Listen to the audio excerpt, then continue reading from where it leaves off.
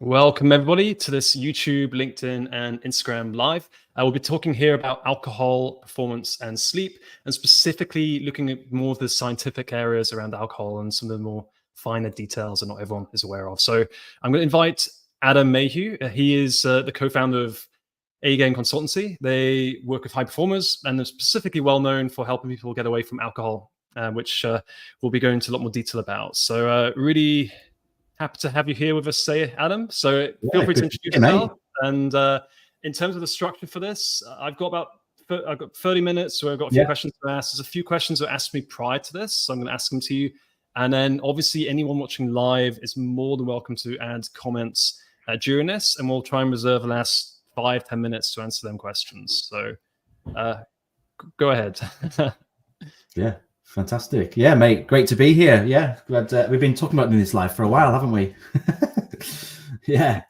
But yeah, for anyone who's watching, obviously I'm Adam. I'm the other half of A-Game. I'm a registered nutritional therapist and performance coach.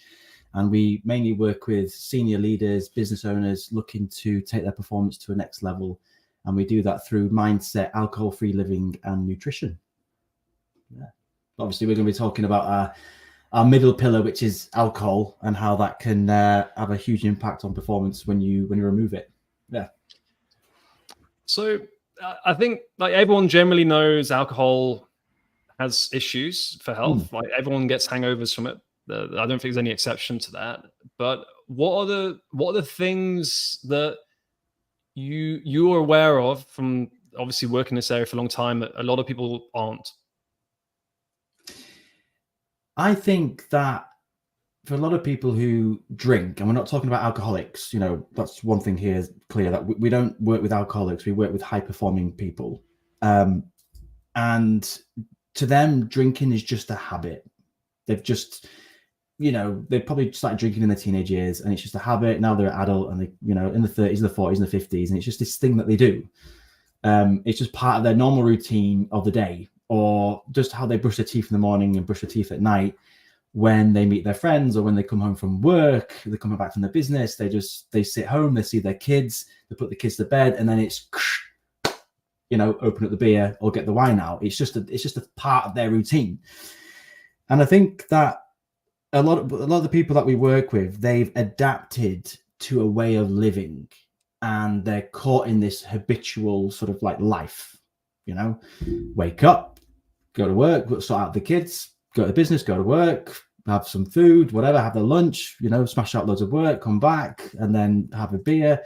And that it might just seem like one innocent beer or one innocent, you know, glass of wine, but underneath the surface, they don't necessarily realize, because they've just got so used to it, it's actually just silently destroying them underneath the surface with lots of things. And it's not until you remove it that you then realize, oh shit, this is how it's been affecting me. So yeah, I think a lot of the things that that maybe people don't realize is that it's affecting their sleep. If it's affecting your sleep, then it's affecting your performance, it's affecting your mental clarity, it's affecting your focus, your energy. Therefore, it then can affect things like your relationships, the way you show up every day. And I'm not just talking about, like, you know, when you wake up on a Sunday morning, you're absolutely hungover. This is just like one or, you know, 2 drinks a night, and how that can actually affect your performance the next day. And of course, if you are going out at the weekend and having a bit of a binge session, and by the way, anything from four drinks or over 4 drinks in one sitting is classed as binge drinking. So I think a lot of people don't realize that either. They think binge drinking is 10 pints. No, binge drinking is 4 alcoholic drinks in one sitting. That's binge drinking. So that's quite a lot of strain on your liver. So yeah, I think that's something like 30% of the UK or 40% on a Friday night, right? Yeah, exactly. Yeah. So I think there's this, sometimes it can be, I mean, I've been alcohol free for, you know, over 6 years. And I remember when I first started shouting about it, it can be quite a difficult sell in terms of trying to convince people, because they don't believe it. Like, what, you know, you can gain all that, you know, and so much more, which we can get into when we go into the science of it, just from stopping drinking. I'm like, yes, you just have to just do it. Just give your body a break for 30 days and experience all the benefits, and then you'll see for yourself. Yeah. And then people come back to me and go, "Oh, yeah, you're right." I'm like, "Yeah, yeah. Well, I'm not right, but the science says it as well." So, yeah, that's it. So, I mean, for me personally, I drank a lot at university, like I think a lot of people did, and over time I just slowly reduced and reduced and reduced. Where to about 2 years ago, I basically went fully alcohol free, give or take. And one of the big things that really was like the final nail in the coffin for me was this Andrew Huberman podcast. And it was just going through the science of alcohol, and it just blew my mind. I was just like I always knew it was bad, but the fact that it's like in 2 hours Andrew Huberman talking, there wasn't a single positive. No. And I always thought, oh, maybe there's some positives, and it's just like there are none. And I was just thinking, well, is that the person I want to be? So it was a real like eye opener for me. So, are there any like specific studies that are particularly eye catching, and you think people should know about? Yeah, I was very similar to yourself. Like just to mention what you're saying, that like 6 years ago, I was very similar. You know, I wasn't an alcoholic. I was just a mid-lane drinker. You know, I'd go to work Monday to Friday. This is way before I owned the business. I didn't really drink during the week. You know, maybe on a Thursday or a Friday, I might nip out for one or two. It was the weekend, Saturday night, get absolutely trashed and go out. That's what I did for years. So yeah, and I think I was doing very similar to what you were doing. I'd listened to it was a podcast. It was actually by the Happy Pair, who are quite well known in the vegan community, because I'm very obviously into nutrition and things like that. And they were really high energy, and they were talking about that they're not drank for 20 years. I was like, how can they be like they are, so enthusiastic, really happy, really outgoing, and they've built a multi-million-pound business? How have they done that without drinking? Like, what? It just didn't compute. I was like, what? And then my research from there, that's how this whole thing started, and how A Game started, you know, how I turned it into a business. Yeah, I started looking at all the research, and then was fascinated, just like you were, you know, listening to a podcast going, what? And I felt like I'd been lied to for years. I actually felt like, oh my God, this thing's been affecting me. Don't get me wrong, I've had loads of fun, had great nights out with family and friends. But what could have happened? Could I be a bit further along than what I was? And I just felt like I'd been lied to. Yeah, basically. But yeah, one of the studies, probably one of the largest studies in the UK, was back in 2015. And this is just they looked into the effects of taking a 4-week break from alcohol. It's quite a popular sort of study, one of the well-known sort of in the world of the alcohol-free studies. The participants were just average drinkers. So, I mean, define average, you know, maybe they would stick into the 14 units a week, for example, which is advised by the government in the UK. And they took a 4-week break from alcohol, and the results were astonishing, like unbelievable. So this is more on for the internal health. They experienced a 40% reduction in liver fat, significant drops in blood pressure and cholesterol, lowered glucose levels, significant weight loss, and a drop in 2 growth factors that are linked with the development of cancer. Shit. Just from taking a 4-week break off alcohol. And at the time, it was Professor Kevin Moore from the Royal Free Hospital in London. He co-authored the study. And he said that if this was a drug and it produced these results, then everyone would want it. Which is right. You know, by reducing your cholesterol, you know, all the things that I mentioned there, lowered glucose levels, 40% reduction in liver fat, weight loss, and a drop in 2 growth factors that are linked with the development of cancer. That's your result from an internal health. Let's not even get into all the other benefits about, you know, mental clarity, productivity, focus, sleeping better, etc., etc. So yeah, that was sort of like at the time when that came out in 2015, that was like a big eye-opening study. Like, wow, look at this. So yeah, I think a lot of people won't be aware of that one. Fast forward in 2017, another study came out, and again, this looked at the effects of abstaining from alcohol, and this was looking at specifically productivity, mental clarity, focus, and energy. You can probably see where I get my copy for LinkedIn, because I always talk about mental clarity, focus, and energy.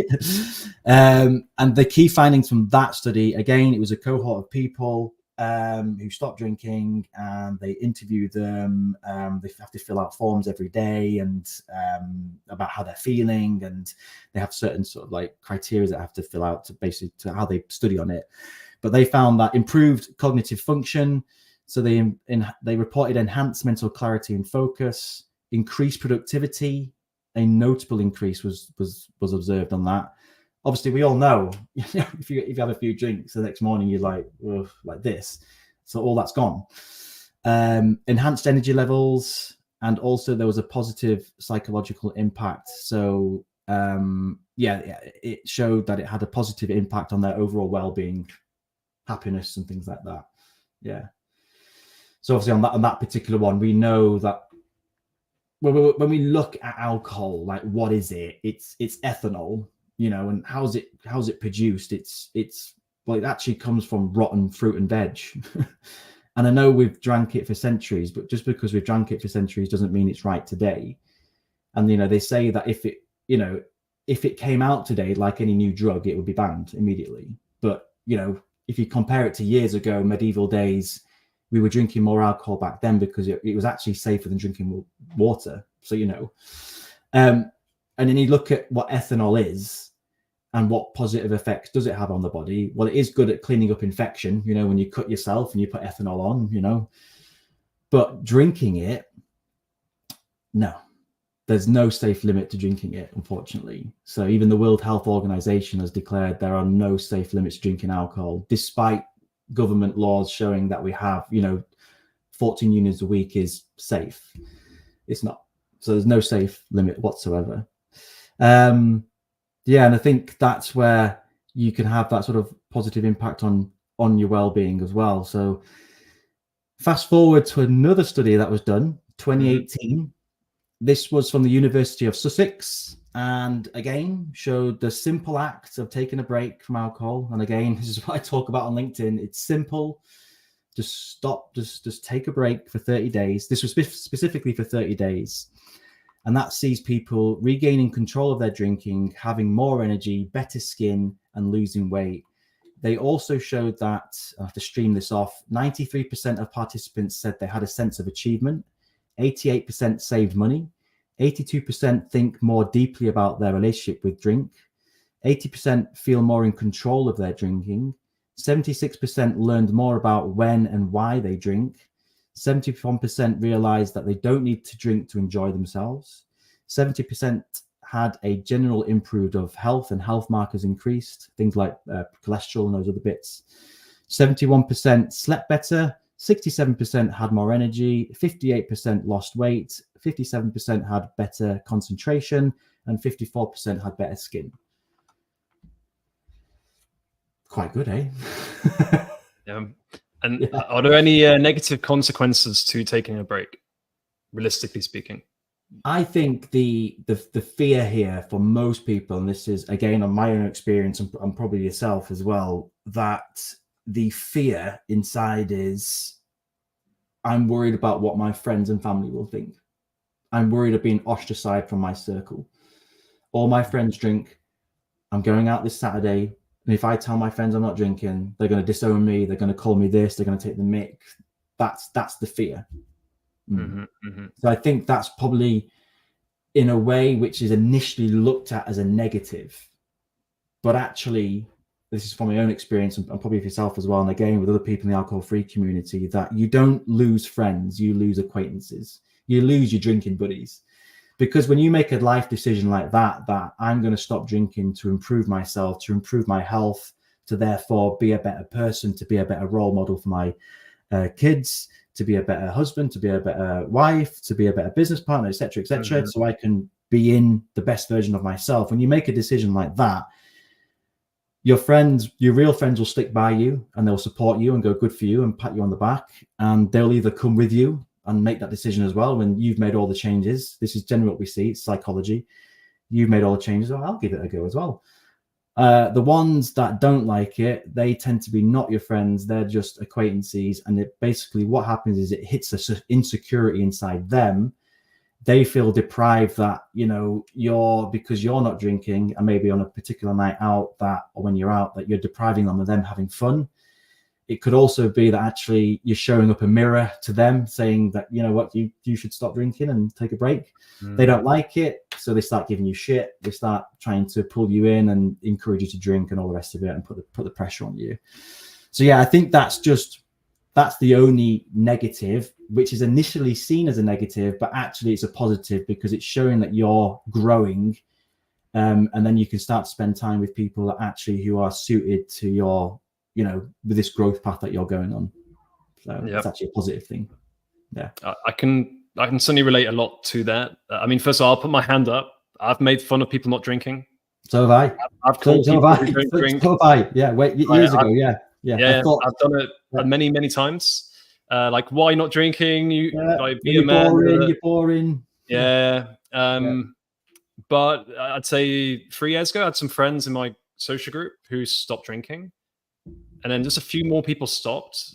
And then I started seeing this Italian guy I know who just would always be out. He'd never drink. And he'd be out to 4 a.m. partying and having fun. And it's just like, hang on a second. It's like, if he can do that, then why can't everyone else? So it kind of broke the limiting belief. And then it just, as soon as other people stopped drinking, it just became a lot easier for me to stop. And I've seen other people stop because I've stopped. And it's just, a lot of it was exactly as you say. And I think it's actually a video by a YouTuber called They're Not Your Friends I saw many years ago, which is very interesting, which is basically just saying that be it video games, alcohol, drugs, whatever it is, a lot of people who you think are friends aren't. They just have a shared interest. As soon as you remove that interest, you find out if they're real friends. Yeah. And I think certainly learning quality over quantity, it's scary though. Like, especially as an adult, making friends as an adult is hard. So I totally understand the fear.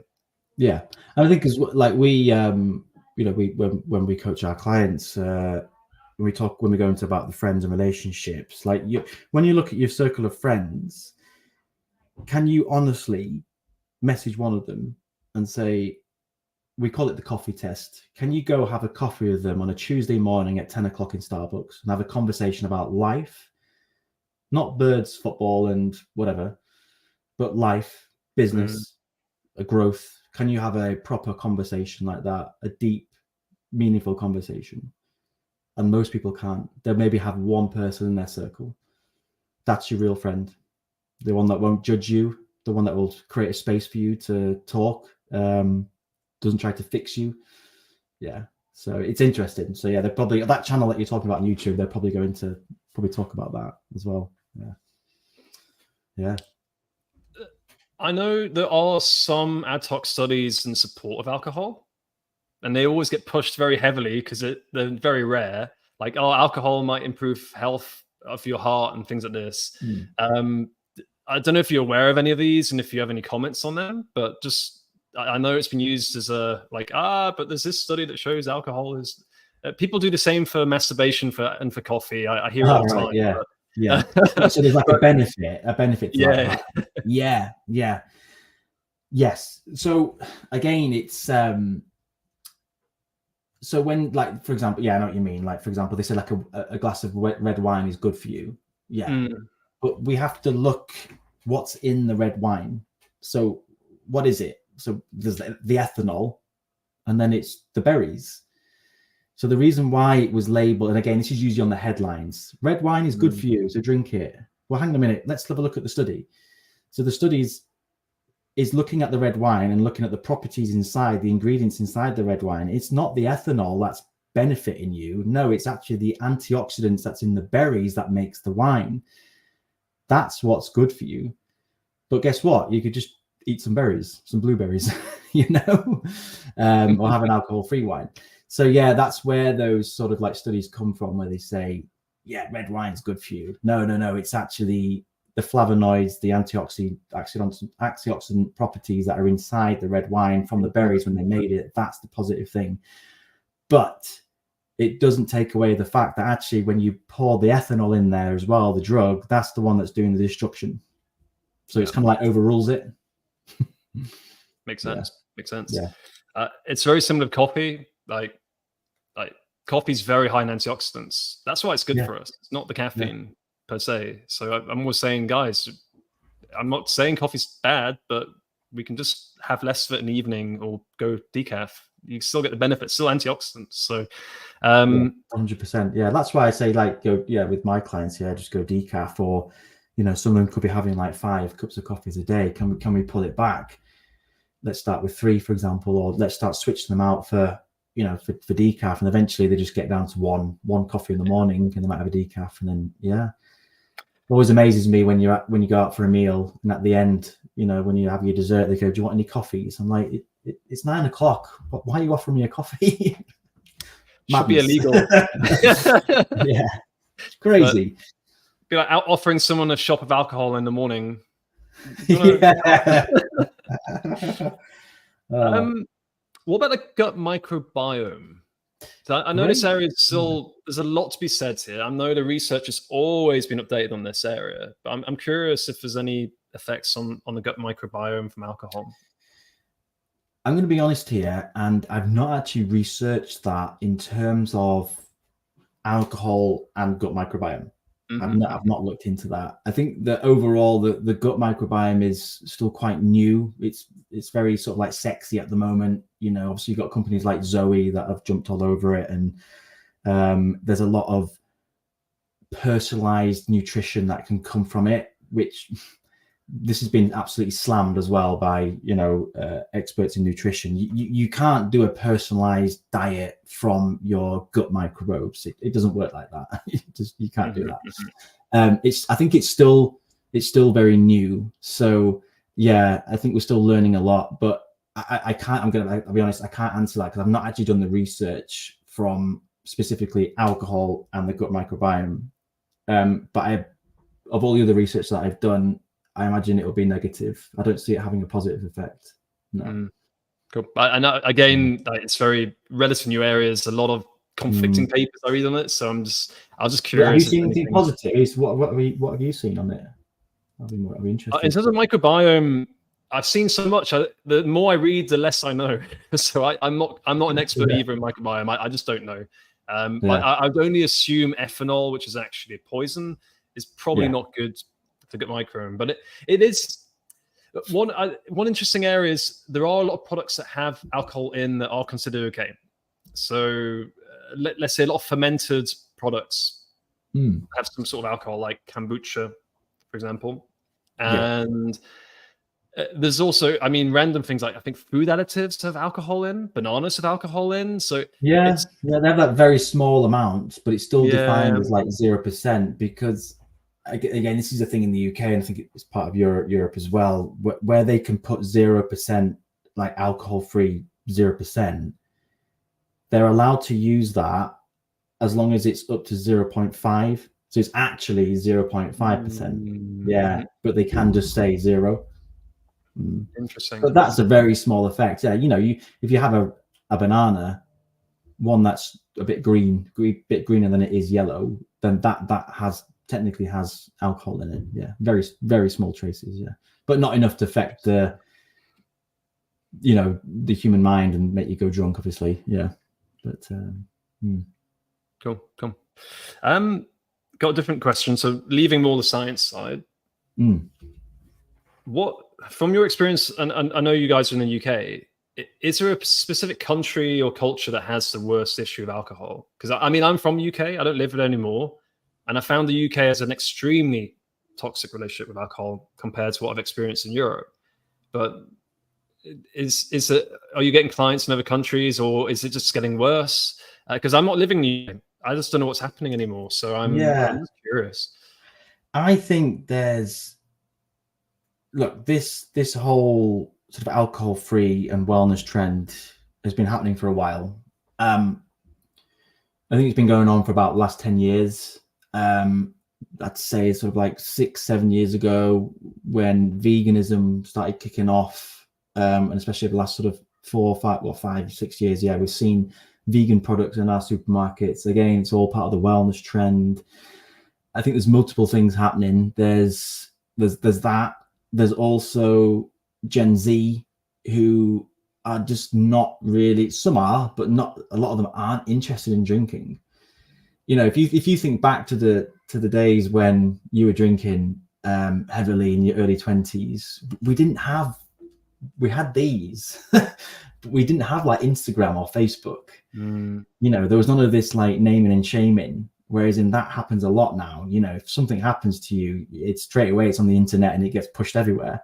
So I think a lot of the Gen Z and the youngsters, 18 to 24-year-olds now, a lot of them aren't drinking like what we used to back then. You know, at my age group, I'm 37 now, and you know, I'm very much from that Club 1830 style. Years ago, you know, that's how it was. You'd stay out till 4 a.m., 6 a.m. And I think, you know, the town that I live near now, it's not as busy as it was years ago. Don't get me wrong, there's still a night out. People still go out and get absolutely hammered. Of course they do, but it's not like what it used to be years ago. So yeah, I think there's multiple things happening. I think it's still a big issue, 100%. But there is a movement happening. More and more people are realizing that alcohol's not serving them.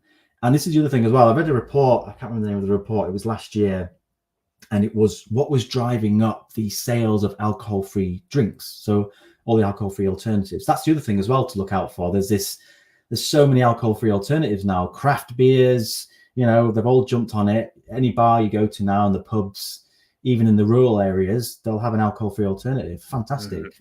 And that's only going to get bigger and bigger and bigger. I can't remember the point I was going to say there.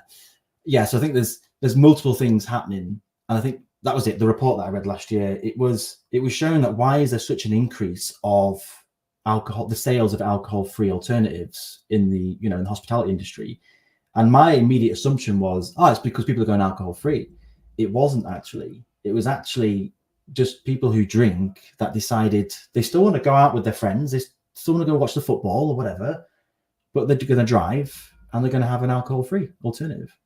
So it wasn't actually necessarily like the teetotalers or the people that are deciding to take long abstain breaks from alcohol, like what we advocate. Yeah, it's just your normal drinker who's decided, you know what, I'll have an alcohol-free alternative tonight. I'm going to drive. That's it.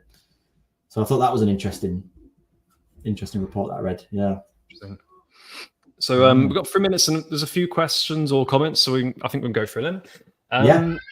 What, for somebody who might be watching this, who has maybe struggled to cut down on alcohol or isn't sure, like what are some like the basic actionable steps? Because for some people, taking 30 days off might seem difficult or boring. I don't know. So what would you say, like some basic steps you can recommend? Yeah, sure. So I would the first thing to do is to understand your reasons why. You know, obviously you're a coach, I'm a coach.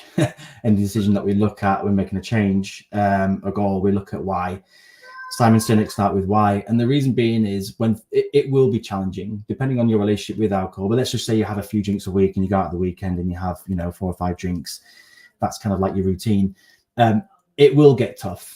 It is going to get a bit challenging. People are going to, challenge you and everything else. So you need to have your story ready, but also understand your reasons why. So when you do have that temptation to drink, you can look at your reasons why and then go, okay, that's why I'm not doing it. So it's just a reminder.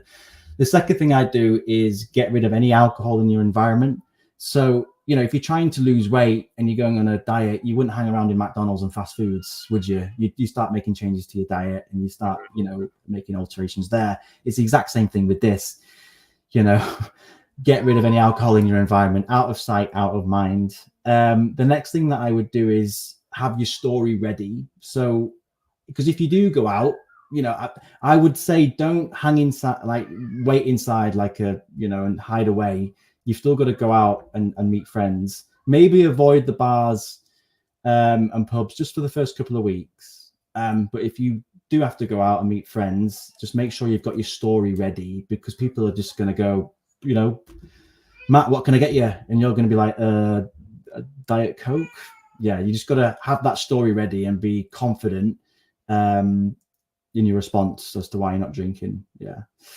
And then I'd also join a community and James Clear talks about this in his book, Atomic Habits, that change is more likely to happen when you're surrounded by like-minded people.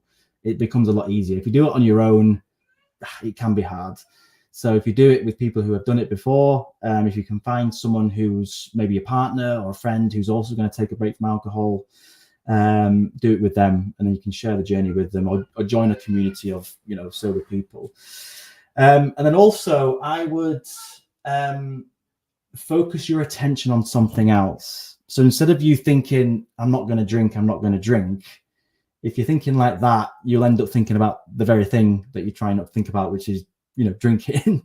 So yeah, you need to focus your attention on something else. So, you know, the clients that we help with this, they may get back into the gym again. They may book a 5K or a 10K, you know, race or run or something, that they can start focusing their attention on that. And that takes away that whole, you know, of trying to focus on not drinking. They're now focusing on future them, and it's a healthier version of them. And, you know, yeah, so they start setting, maybe do like a 10K race or something like that, which takes them away with that focus. Yeah.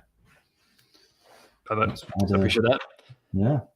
And I'm just going to some comments. It's more comments and questions, so it may just be something I'll put on the screen. So we've got Michelle Lynch, who's made some given some interesting links we can follow. So alcohol use disorder rather than the label alcoholic.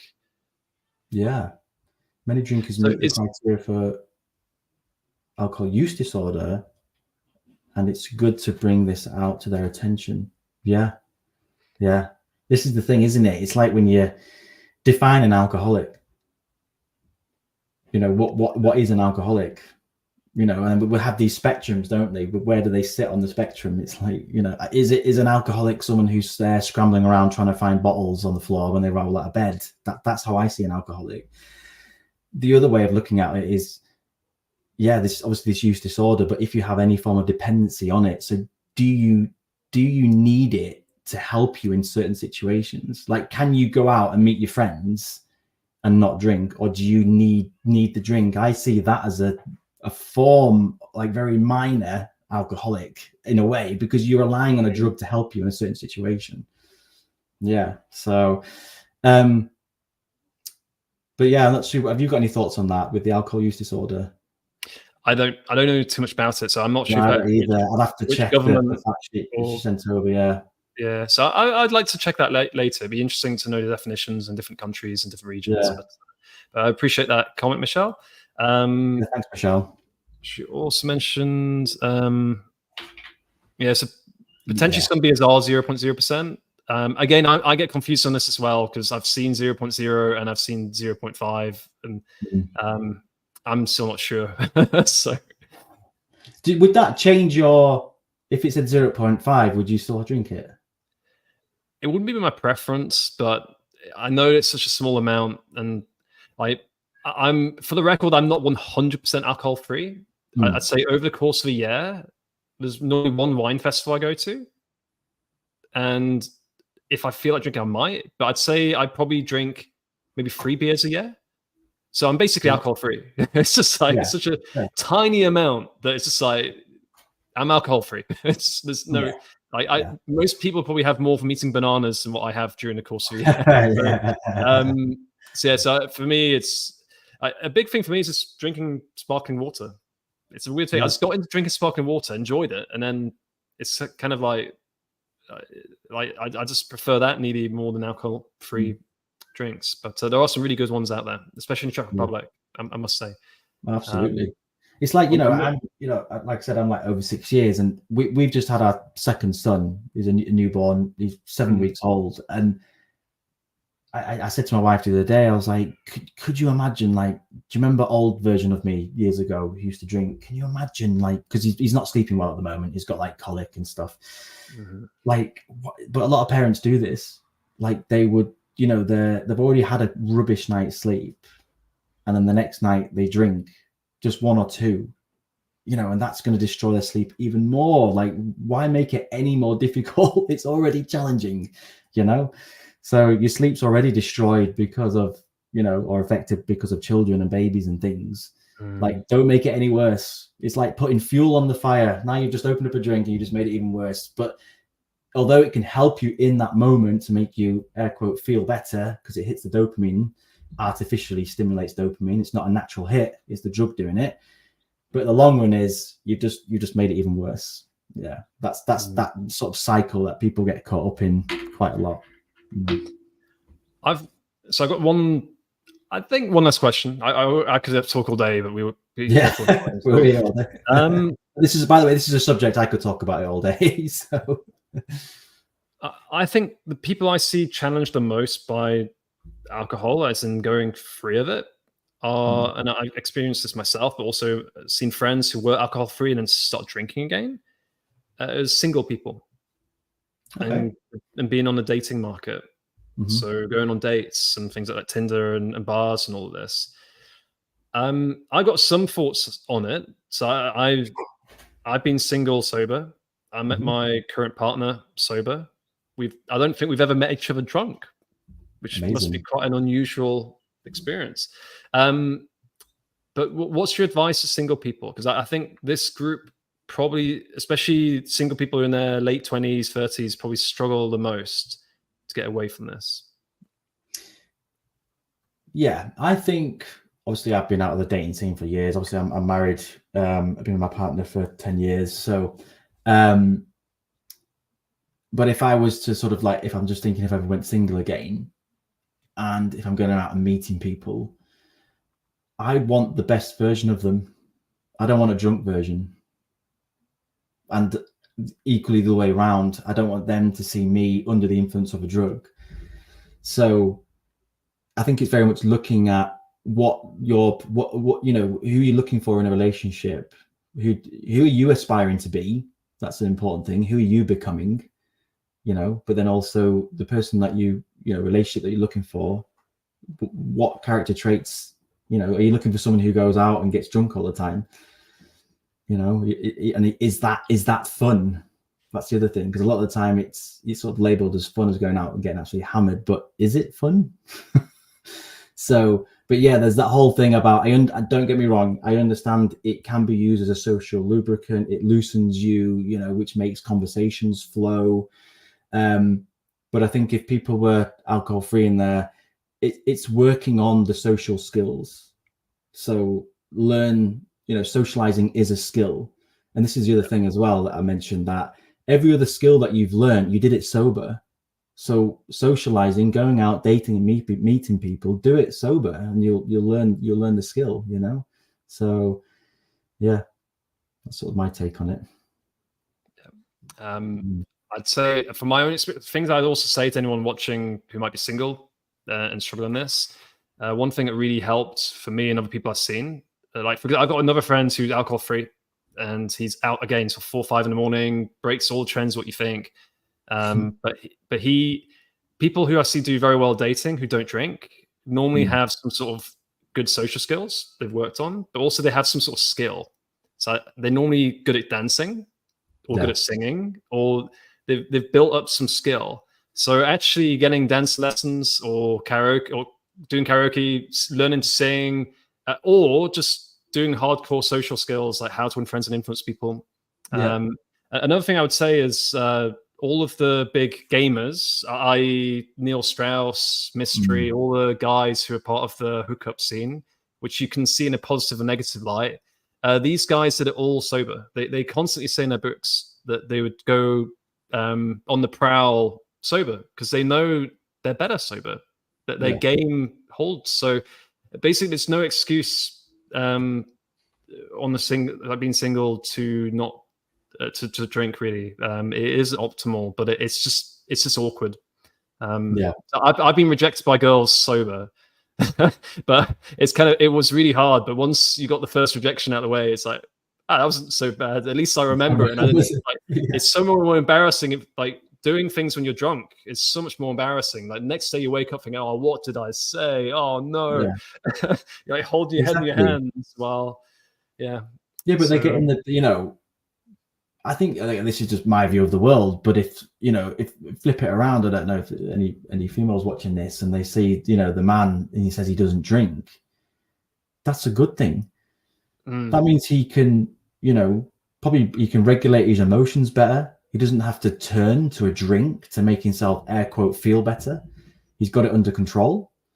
He'll have other interests. He's not going out and binge drinking and watching all this and coming in at 3 a.m. None of that. So he's obviously got other interests in other areas.